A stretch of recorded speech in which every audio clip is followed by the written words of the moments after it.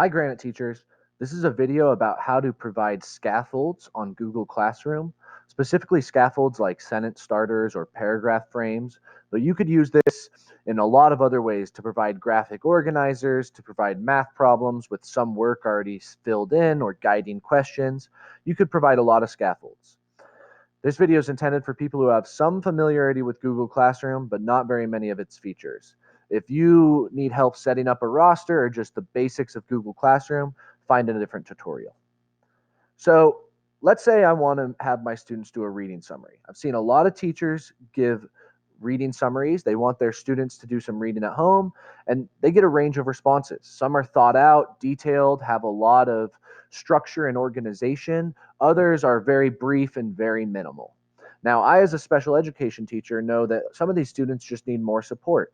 For students with learning disability or with language needs, like English language learners, they might need a sentence starter or a paragraph frame to help them get started. So let's say that's my goal. That's what I want to do. I'm going to go to classwork, and I'm going to create a new assignment. So I'm going to make this new assignment. The first thing I'm going to do is give it a title, reading summary, and my instructions are going to be pretty minimal here. Do your reading summary, read at home, and then summarize what you read. I encourage, as another way to give scaffolds, to try to post visual and spoken, read out loud instructions, but that's for another video. So those are my bare bone instructions. Now I want to create a paragraph frame for my students.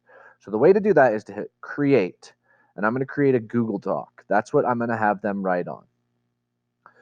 Got to practice patience with our technology. Here's my Google document that comes up, and this is the document my students will have. It's just like creating a form on your computer and printing it out that you'll give to your students to work on and fill out, except for they'll be clicking on it on their Chromebooks. First thing I'm going to do is give it a title, reading summary.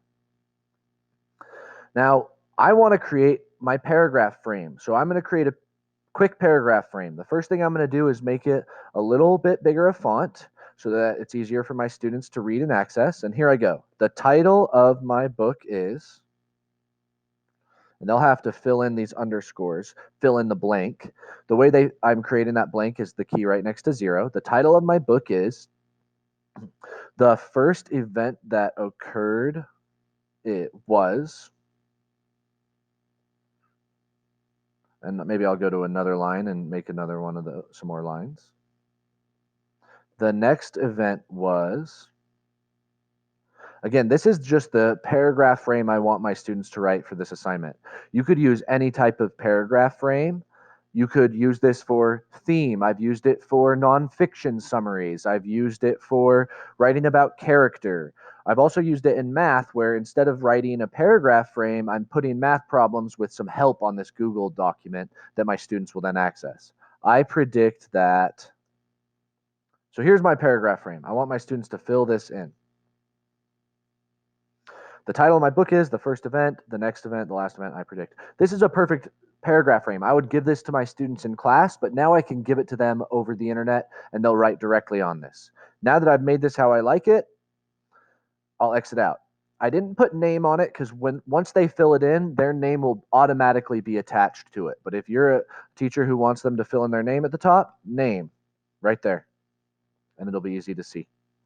I'm going to close out of this document, and I'm going to go back to my assignment.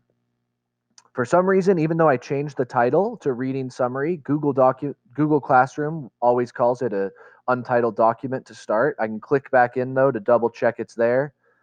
Good. Everything's there. This is exactly how I want my students to write and respond to this assignment. Some of them maybe will write more and add details, but for my students with disability, my students with language needs, this is going to help them get started. So here's the magic. Instead of writing students can view file, I need to change this, make a copy for each student.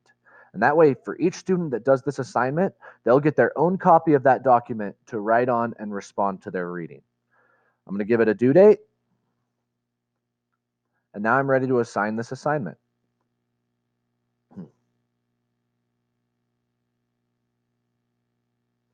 Let's double check real quick. So when I click back into my assignment, my reading summary, I can see, that's the document they're going to be writing on. This document right here, reading summary. And when I opened it up, it'll show this. When the students open it up, it'll make their own copy so that their name is attached and they write their own response. And that's my way of providing scaffolds and supports. It's a great way to get students to have more specific responses and to have sentence starters and paragraph frames to direct them to the type of thinking and response you want them to do. So I hope this was helpful. If you have any questions, reach out. My name is Taylor Layton, and my Granite email is td as in Daniel Layton at graniteschools.org. This was a tutorial on creating scaffolds in Google Classroom.